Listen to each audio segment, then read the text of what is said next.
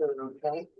All right. Hello, everyone. I'm Kate Jackson, and this is Designing Your Pre-Med Journey with resources from the Association of American Medical Colleges, also known as the AAMC. For those who may not know, the AAMC is a nonprofit that focuses on transforming healthcare, and we do that through many different avenues that support and facilitate medical education. And one of the ways that we do that is by providing services and tools for pre-med students like you. Today's presentation is going to cover the tools and resources that are available to you through the AAMC on your journey to medical school. So as we go through this presentation, please feel free to write down any questions you have, and we will address them in the Q&A that will be at the end of the presentation. Just so you can see really quickly here, this tends to be the standard pathway to medical school, but I do want you to know that there is not a certain timeline or order that you need to complete these requirements. This is because the reality is that your path is going to take many different twists and turns along the way. That's just the reality of life. There isn't a right or wrong way to get to medical school. Everyone's path is going to be unique, and however you get there is just right for you. To begin your journey, you're going to want to start working with your pre-health advisor or your academic advisor to develop an academic program that will meet your pre-med and other school-specific degree requirements. If you do not have a pre-health advisor, the National Association of Advisors for Health Professions, also called the NAAHP, can connect you with one.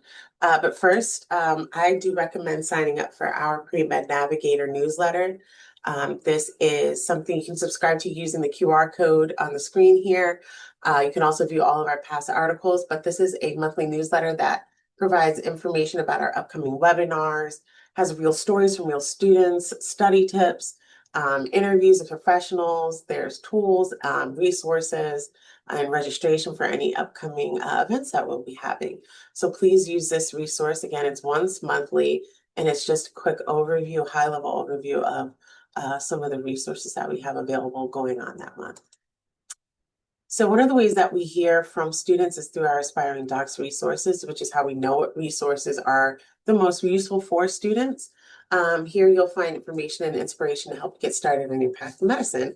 So we have resources that some are called fact sheets, resource articles, inspiring stories. These things have titles like Shadowing a Doctor, Preparing for the MCAT exam, Making the Most of Your Gap Year, What's It Like to See a Patient for the First Time. You can find all of these resources online at our website, aamc.org/aspiring docs.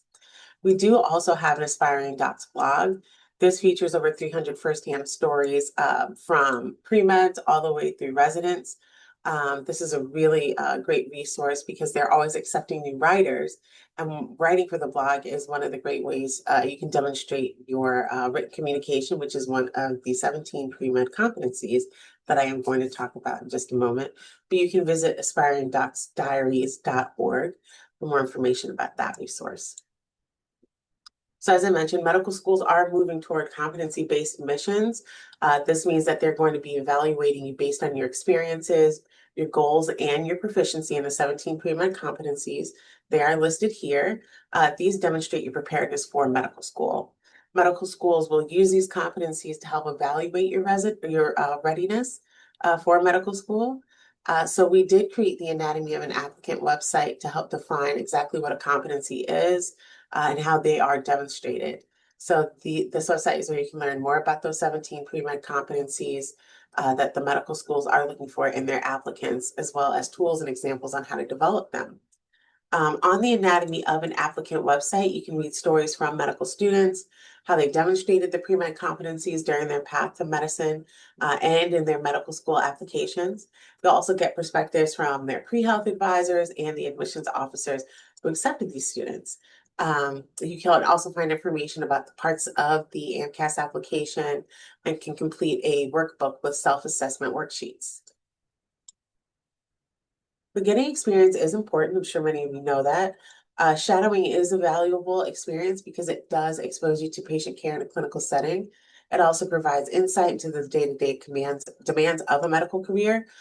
You can volunteer, you can get an internship, you can do clinical research, participate in summer enrichment programs.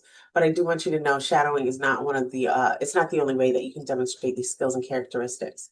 So if you have under 60 college credits, we strongly encourage you to consider the Summer Health Professions Education Program, also known as SHPEP. This is a free 6-week transformative program for college students. It prepares students like you for successful application to medical school. SHPEP is hosted at several universities across the United States and provides students with comprehensive academic enrichment experience. This includes coursework in the basic sciences and math, clinical experiences, career development activities, skills seminars, financial planning workshops. You'll also get mentorship. So it is very hands-on. SHPEP is open to college freshmen, sophomores, and some juniors. You must be a U.S. citizen, a permanent resident, or have DACA status.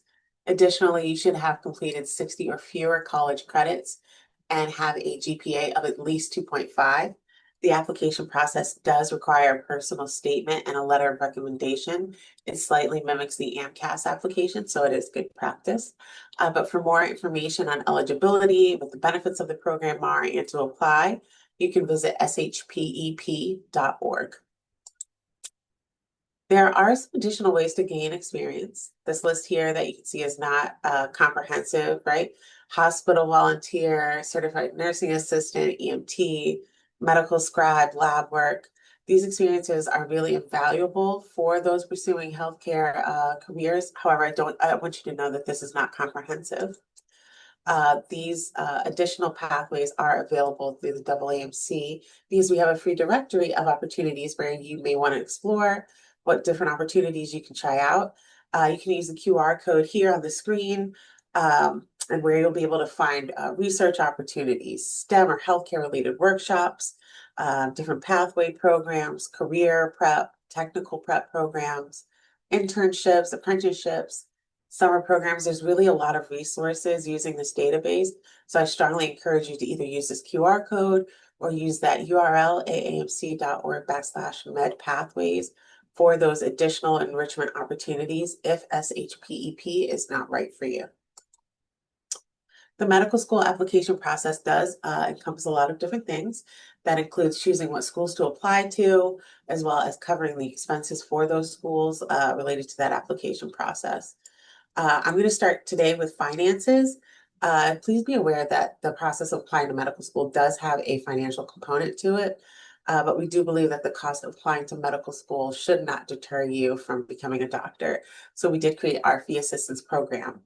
So before you purchase anything, this includes any MCAT prep, registering for the MCAT, any kind of prep materials at all, any kind of application, you're going to want to look into the fee assistance program.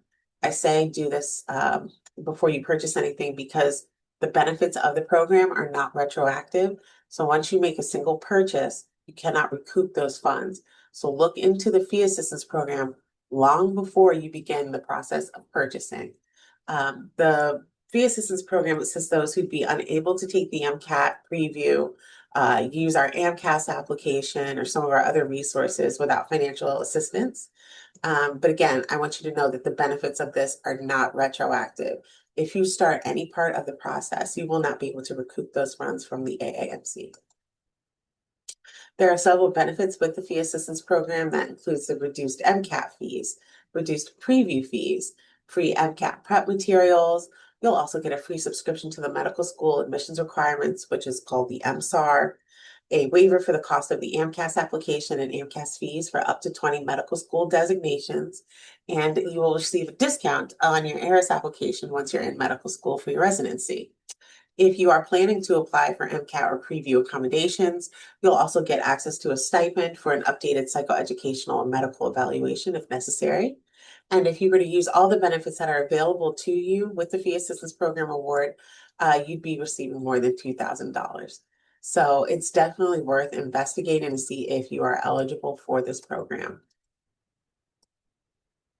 To be eligible for the Fee Assistance Program, you must have a US-based home address. Approval for our Fee Assistance Program is tied directly to the U.S. Department of Health and Human Services poverty level guidelines. Parental information is needed if you are under the age of 26. You also must be in the process of preparing to apply to medical school. It is free to apply to the Fee Assistance Program, so we strongly encourage you to do so. For more information, please head to aamc.org/fee assistance. There you can review the website, take a look at the essentials, determine your eligibility, and get answers to your questions. All U.S. and many Canadian medical schools do require MCAT scores, the medical college admissions test, for regular admissions to medical school. The MCAT exam is a standardized computer-based multiple choice exam that will be taken at a testing center, and it will take about 7.5 hours for you to complete. The MCAT tests you on the knowledge and required skills that medical school students, faculty, and residents have identified as key prerequisites for success in medical school and in the practice of medicine. So specifically, the MCAT exam assesses your problem solving and your critical thinking skills, as well as your knowledge of scientific concepts and the principles necessary to the study of medicine. The content on the MCAT exam is divided into 4 multiple choice sections, and it, again, will take about 7.5 hours to complete. There is no writing section on the MCAT exam. Those 4 sections include 2 natural sciences sections, a behavioral and social sciences section, and a critical analysis section. These sections test content found in introductory biology, physics, psychology, and sociology, in addition to introductory general and organic chemistry, as well as first semester biochemistry. MCAT scores are released 30 to 35 days after you take your exam, and you will get 5 scores. You will get 4 individual section scores, those 4 sections I just mentioned, and then you'll get a 5th overall score, which is all those sections combined, and that will create your total score. Again, this comes 30 to 35 days after you have taken your exam. Popular question: when is the right time to take the MCAT exam? The answer to that is when you're ready. There's a few questions you're going to want to think about to help you determine when you're ready. And those include, when do you want to apply to medical school? Many students do take their MCAT exam in the year that they are also applying to medical school. Another question is, am I familiar with the MCAT content? Do I understand it? Do I feel comfortable with the content itself? So the MCAT exam does not have any required course or anything like that that you need to take before you register. But if you feel you may need more time to prepare based on what's tested on the exam, consider a date later in the testing year. Another question is, will you need to retake the exam? Many don't like thinking about this. However, it might be a reality for you, and that's okay. But if you think you may need to test more than once in a calendar year, think about making your first attempt early in the year so that way you can get your scores back and reevaluate, and we'll have time to take the test again in that same testing year. A few other things that you're going to want to keep in mind, okay? There's a limited number of times that you can take the MCAT exam. In a single testing year, you are permitted to take the exam 3 times. In 2 consecutive testing years, you are permitted to take the exam up to 4 times. And in a lifetime, you are permitted to take the exam up to 7 times. As you prepare for the MCAT, it's important to use effective study strategies, as well as build a study plan that works for you. And the AAMC does have free resources to help you do just that. We have a free guide that will help you to develop a study plan, as well as incorporate study strategies. These resources are available online and for download. It can also be really helpful for students to see how others tackled the exam. So we do have tips from medical students on our website, as well as through our MCAT prep playlist, which is available on our YouTube channel. So be sure to check out all of our resources and practice products available to you. Here you can see some of the resources that we have available, either free or low cost. These include study resources like the Khan Academy MCAT video collection, review questions. We do have practice questions, full-length exams, and inspiring stories. So incoming medical students will need to understand more than chemistry. You'll need to understand more than human anatomy in order to provide the best care possible for your patients. You'll need to be able to provide truly compassionate care that will nurture your patients' minds and their bodies. You'll need to be able to collaborate effectively with multidisciplinary medical teams, as well as navigate emotional, cultural, and ethical challenges with resiliency. So the preview exam was designed to look beyond academic metrics to assess your core personal skills, such as resilience, service orientation, and teamwork. So when we combine this with other elements of the admissions process, the preview scores do provide medical school staff with a more complete view of you as an applicant. The preview exam itself measures your understanding of effective professional behaviors across 9 of the AAMC's core competencies for entering medical school students. So there were 17 pre-med competencies. The preview exam tests you on 9 of those competencies. So the score that you'll get at the end of the exam is considered an evaluation, and the exam reveals the extent to which you understand what behaviors are effective or ineffective. It reflects your potential or your capacity to learn and to develop in these competency areas, which is a necessary precursor to engaging in effective behavior. The preview exam itself will take about 75 minutes for you to complete. It does offer the convenience of testing at a private location of your choosing, such as your home, but it does maintain a high level of security with live remote human proctoring. There is a flat fee for the preview exam, and this includes unlimited score distribution to participating schools, and examinees who have been approved for the fee assistance program will have that fee waived. You can visit our website to see what schools require or recommend the preview exam in their admissions process. And you can also view information on how those schools use those preview scores in their admissions process. It's also going to be available on their medical school admissions requirements, the MSAR, as well as in the American Medical College Application Service, the AMCAS application.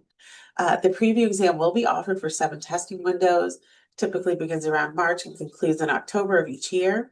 These scores are released about 30 days after you've taken your exam. And the day that you receive your scores is the day that the schools you are applying to will also receive your scores. The preview program also provides students with free prep resources, and that includes an examinee prep guide as well as a practice exam booklet. The prep guide provides prep advice and strategies for completing the preview exam, and the practice exam booklet includes 2 full-length practice exams, along with a scoring key and rationales for all items. This is intended to help you become familiar with the format of the exam, as well as what types of scenarios will be used to evaluate your understanding of these competencies, the 9, and your process for evaluating these responses. So I do encourage you to review prepare for the AAMC preview exam page to locate those resources and check back regularly for updates from the schools and our suite of prep materials. We also have an accommodations process. We are committed to providing individuals with opportunities, the ability to demonstrate their proficiency on the MCAT and preview exam. So that includes ensuring access to persons with disabilities in accordance with relevant law. So if you are someone who has a disability or a medical condition that you believe requires an adjustment to standard testing conditions, we do encourage you to apply for testing accommodations for MCAT and preview. There's a lot of good information on our web pages, the MCAT preview web pages, around application timeframes, as well as the different types of applications, the requirements for your application, and what to do once you receive a decision. A decision on most initial accommodations applications is made within 60 days of receipt of a complete application. And instructions for applying and links to the application system are going to be available on those MCAT preview web pages.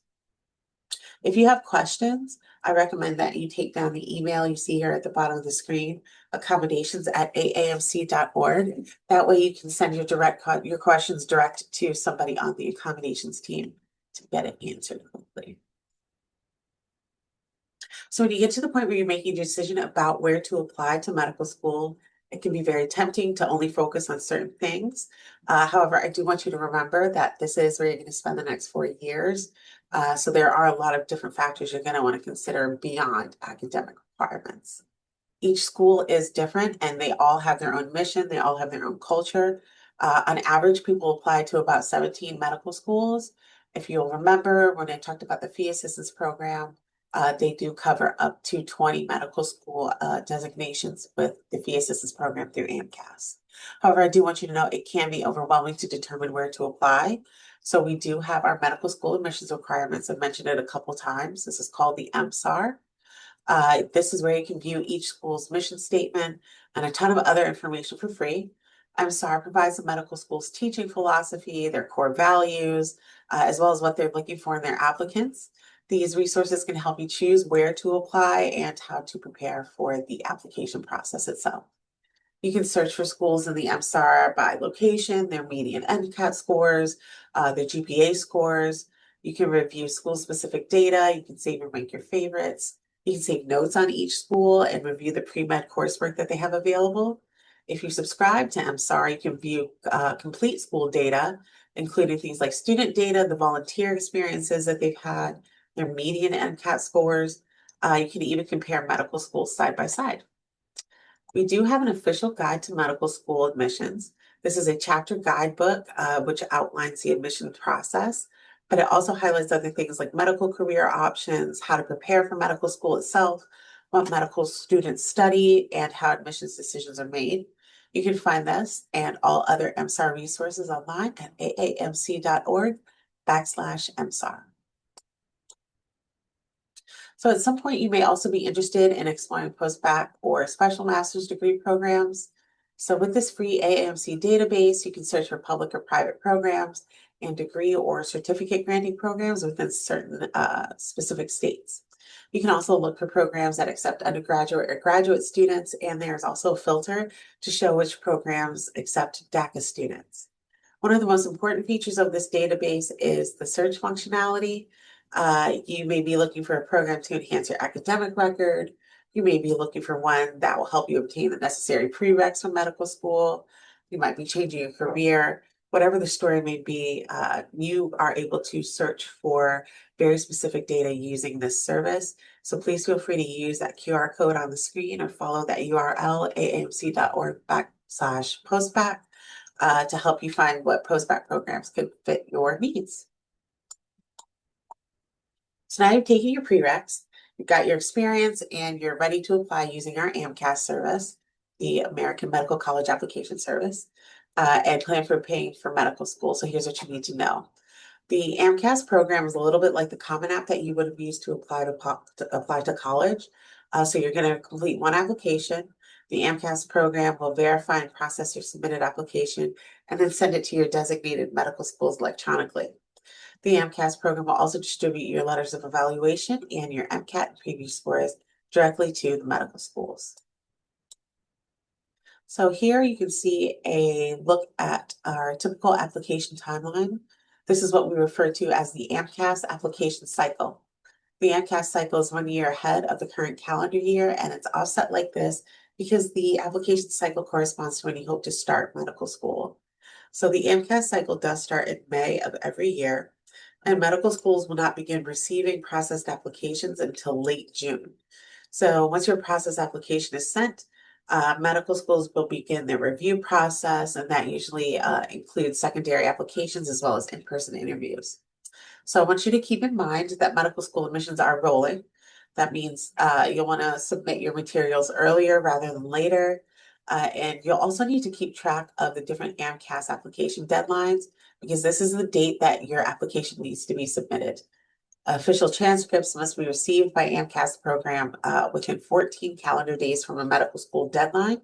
And these deadlines are available to you in the medical school section of the application, as well as on our website. The information requested of you in the AMCAS application is relatively straightforward. However, it is going to take you a significant amount of time because it is very detailed. So know that completing your application is going to be time consuming, but well worth it. The AMCAS application does have 9 sections, which you can see here, and it asks for a range of information about yourself.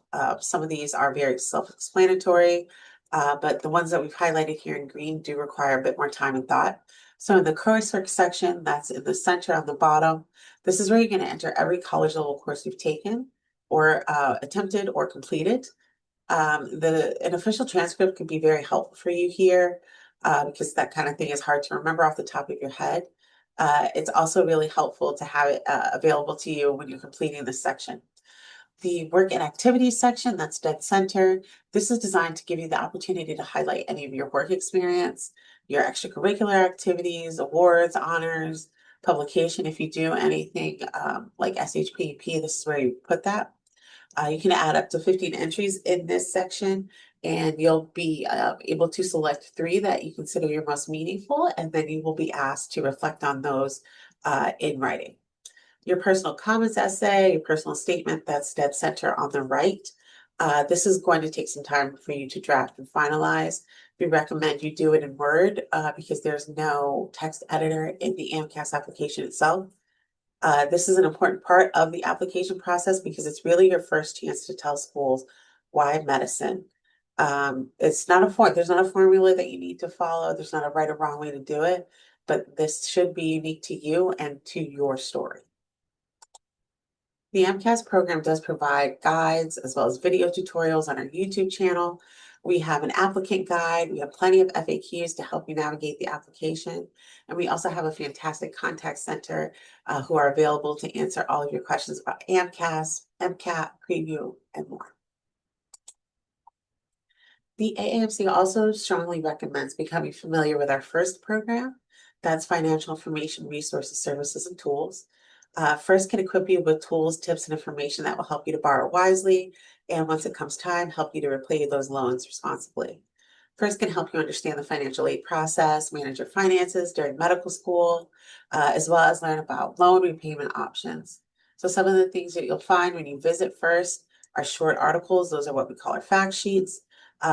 They cover sometimes difficult to understand content. We also have videos and webinars that talk about ways to pay for medical school, how to repay federal student loans, more. We also have our first resources, which includes repayment charts, timelines, budgeting worksheets, which can be really helpful, as well as tip cards. And lastly, we also have a tool called the Med Loans Organizer and Calculator. This will help you to organize your student loans and run different repayment scenarios. So one of the ways that you can help minimize your financial stress is just to learn as much as possible about the process of student aid, as well as funding options that are available to you. So using the First homepage, you'll want to use the Search First button. That's got the orange rectangle around it there on the toward the lower right of the screen. Want to make sure that you use this particular search function. Do not use the one at the top because then you'll just be searching the entire AAMC website. You just want to search First Resources, and you're going to use that button right there in the orange square. This is where you can search by audience, pre-med, resident, about managing money, financial aid, different things like that. Just make sure that you use the Search First button instead of the search for the whole AAMC website. So in addition to all the helpful financial aid information you'll find from First, we also have a financial wellness program. This is a financial literacy program that is information we all need to know as consumers. It has information about budgeting, credit, taxes, insurance, a lot more. So it's also free. Strongly encourage you to look into this and share it with your friends and family. All of the resources that I mentioned today are available on our website. It's a really great starting point no matter what phase of your journey you're in. We do specifically have a dedicated pre-med resources webpage, which you'll find incredibly useful. Here you can see we've got our past webinars, our upcoming webinars, and the registration for that, as well as those resource sheets, fact sheets, and a lot of the content is downloadable. I gave you a lot of website links. You may not have time to write them all down or get all the QR codes. So if you want, please feel free to take a screenshot here. This has all the URLs of everything that I mentioned. And I'm happy to stay on this screen, but I want to wish you the best on your journey and open it up for questions. And I'm happy to go back to any slide that I may have gone past too quickly. Thank you for your attention. Thank you so much, Kate. We really appreciate it and you walking us through all the different parts of the application and the different resources as well. Going off of what you just said, a student was asking if the slides are going to be made available later. Would you mind sharing that link to the website page you were talking about? Yeah, so we don't have the slides available. We do have a recording of this webinar that I can send a link to. And I can take these slides and create a PDF and send them to you to disseminate to the students, whatever would be easiest. Oh, that would be great. Thank you so much. And then we also had a question from a student. Is the new MCAT full length 6 the most representative one for the 2026 dates? I'm sorry, say that one more time. Is the new MCAT? Is the new MCAT full length 6, like the number 6, the most representative one for the 2026 dates? Yes, it is. Right? And then we also had a question, how early would you recommend getting MSAR? So MSAR is a free resource. You can subscribe and you'll get more data. But you're going to want to do that at the very beginning of the process because that's how you're going to figure out what schools you want to apply to. That's where you're going to go to see what the school's mission is, what the culture is like. You can view their pre-med coursework, their median MCAT scores, their GPA information. But this is really a resource that's going to help. Well, you're not going to have 65 tabs open because all of the research for all the schools in the US and some in Canada is going to be available using that MSAR resource. So that's basically where you're going to get your basic information. What programs does the school offer? How big is their class size? Information about the city and state that the school itself is located in. So you're going to want to use that pretty early in your research here. And there is a free portion of it. So please feel free to peruse at your leisure long before it's time. Thank you. And then students were asking, when would you recommend they start studying for the MCAT? Yeah, so going back to the MCAT timeline there, or the medical school application timeline, think back to when you want to think back from the date that you want to start medical school. So if you want to start medical school in fall 2027, you're going to want to be looking at into the fee assistance program in January 2026. Okay. And then once you apply to the fee assistance program, if you are accepted, that's when you're going to want to be able to go in and get your MCAT prep materials because they are a free benefit as part of the fee assistance program. If you don't need the fee assistance program, that's fine. But again, think back from when you started, you want to start medical school and do about a year and a half ahead of time. So again, we do have free resources available, which includes 2 full-length practice exams. And I strongly recommend taking that first practice exam, seeing where you're at as far as your understanding of the material, seeing where you're at as far as how you feel taking a test that's going to take 7.5 hours. Then you can study based on that. And once you feel like you're in a good, strong spot, that's when you're going to take the second full-length practice exam. But this time, you're going to put yourself in an environment like it's the test day. So you're going to start when the exam starts on test day. You're going to be in a room, maybe at your home or something, but quiet, away from other people, no television, no cell phone. You're going to take your breaks just like it's going to be on the day of the actual MCAT itself, and see what your evaluation is in that setting. Because then you'll know, okay, I put myself in this stress test, essentially, and how I'll respond in that. And you can more narrow down what things are that you need to focus on for the real test day. Thank you. And then, is it better looked upon to take the preview exam? Is it better looked upon as far as like, I guess, if you just don't have a preview score, is that I think that's what the students asking. I think okay? maybe they were trying to determine between that Yeah. and maybe the So not all schools require or recommend a preview exam. That list is available on our website. However, the preview exam itself is to give schools a better view of you as an individual, and give a more complete view of you rather than just your academics, rather than just your GPA, rather than just your MCAT score. Like I said, the personal statement is the first time that you really get that opportunity to share why medicine. But the preview exam itself shows your understanding of effective behaviors. So it may give you a situation. We do have practice exam available on our website that does explain all the scores, but you may be in a situation where you have to develop a skill you don't necessarily have developed yet, but you might know the right way to do it. And that's what the preview exam itself is asking. It's a benefit to you because it gives you a better understanding of yourself and also helps educators to meet you where you're at and see what your needs are as a student. Thank you. And then can you explain what the fee assistance helps to pay for in medical school? So the fee assistance program does not help cover the cost of medical school. It helps cover the cost of applying to medical school. So to apply, you'll need your MCAT. Some people would like to use our AAMC MCAT prep materials. If the schools that you're looking at require recommend preview, this is what it helps cover the cost of. Then when it comes time to actually apply, if you're going to apply to 17 schools, your entire that whole thing will be covered by the fee assistance program, because it does cover up to 20 medical school designations. So most people apply to about 17 to 20. There's actually no limit to how many medical schools you can apply to, but there is a cost with every single application.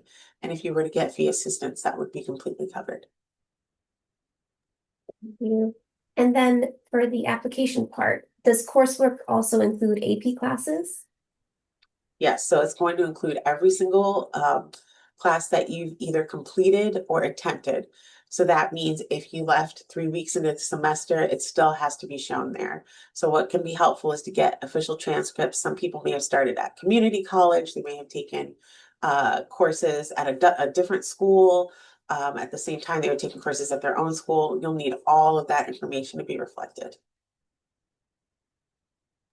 Thank you. And then are the full-length practice exams free to access? Yes, so we do have 2 full free length practice exams. There are additional paid practice exams.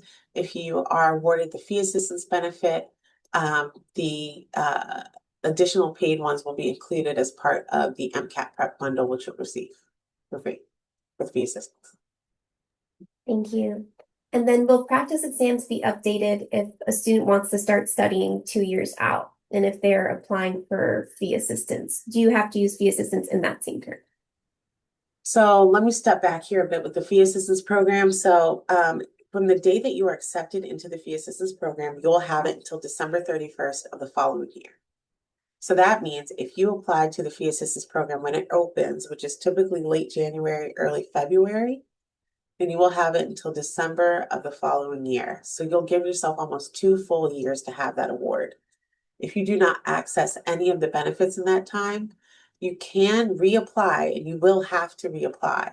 But each time you reapply, you lose some of the benefits. You do not get them all again. So for example, if you are accepted into the fee assistance program on February 5th, 2026, you will get MCAT prep as part of that benefit. And if you don't touch or open any of that content until January 1st, 2028, you will no longer have access to it. If you reapply to the fee assistance program, I can't say exactly what benefits you will and won't have because it again depends on the US Department of Health and Human Services poverty levels. The AAMC does not set that. But it will depend on your financial situation. So I recommend applying early to the fee assistance program so you're not scrambling at the last minute. And B, once you get those benefits, make sure that you're utilizing them. This is all going to be based on the date that you want to start medical school. So if you think back from the date you want to start medical school, that's when you'll know when to start studying. That's when you'll know when to look at that's when you'll know when to apply for fee assistance. But I do want you to know you do have until December of the following year. So it's not really going to be as beneficial to you if you apply December 13th, 2025 because then you're giving yourself just a year, okay? Thank you. And then a student was asking if they want to apply to medical schools in the summer of 2027, when should they apply for fee assistance? Yep, so you're gonna want to apply early in 2026 when the fee assistance program opens, and you can get that information at aamc.org/fee assistance. You can also sign up for our pre-med navigator. That was the monthly newsletter that goes out, which will have all of that information about when the fee assistance program opens and closes. Same for MCAT and preview registration when those open and close for score release and further information. Thank you. And then for labeling their AP classes for the application, what institution should they put if they took those AP classes in high school? So you'll want to put the schools that you took the AP courses at. Again, this is every single college level course completed or attempted. So even if you didn't finish, but if it was a college level course, you do have to add that information in. And then for the newsletter that you mentioned, how can students access that? The the pre-health or the pre-med navigator newsletter. I believe so. You can AAMC.org/pre-med navigator. Thank you. Students, I are can there also any put that other? Q. Oh, Oh, sorry. I was just going to sorry. say, I can also put the QR code back up on the screen if that'll be helpful. Thank you. Just pop that back in real quick.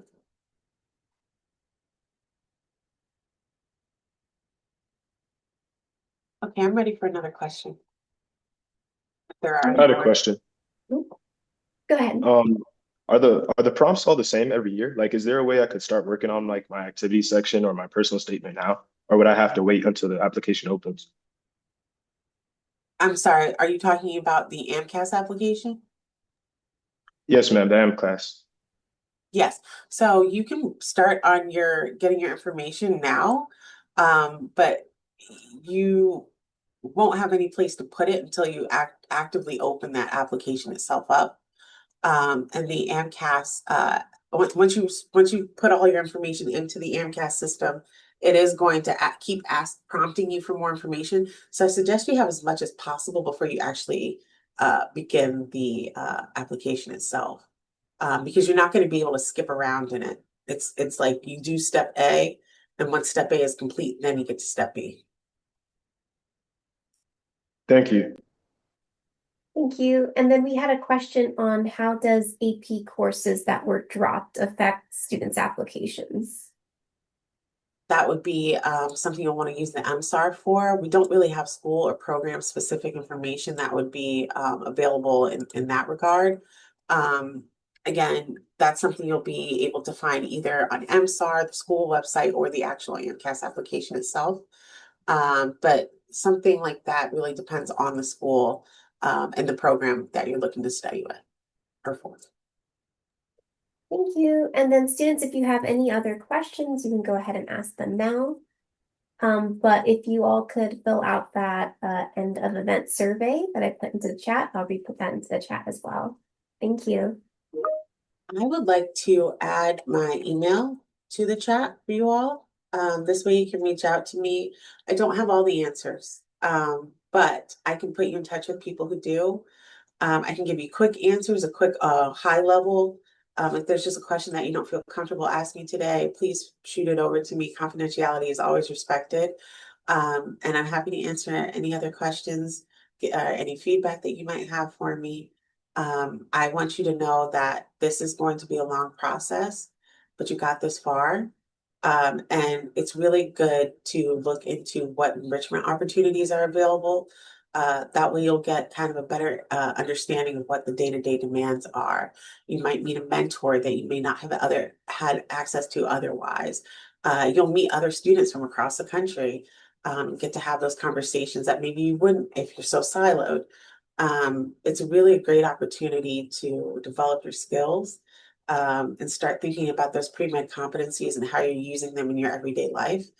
And get to thinking about them now so that when it comes time for the application, when it comes time for the personal statement, you're more prepared.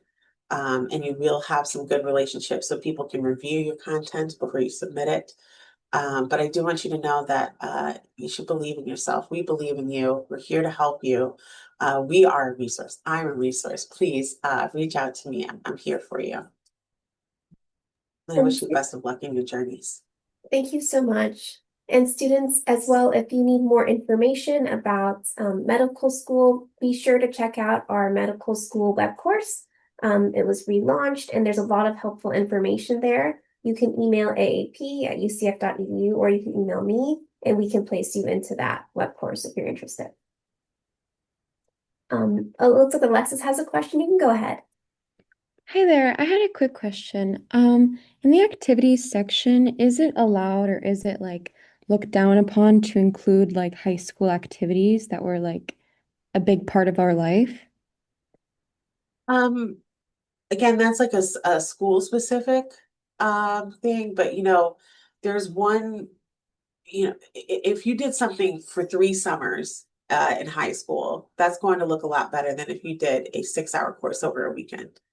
So the closer it is to the date that you're actually submitting, and the larger and more impactful it is, is going to be what looks best, because realistically, 15 experiences, we've had so much more than that by the time we're applying to school. So what you want to look at is what's most important and what's most impactful.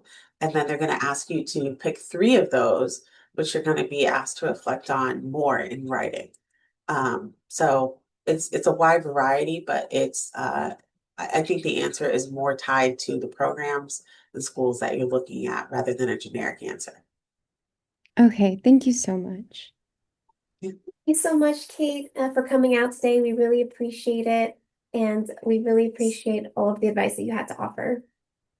Yeah, absolutely. I wish you all the best on your journeys. And again, please feel free to reach out to me at any time. Happy to help you.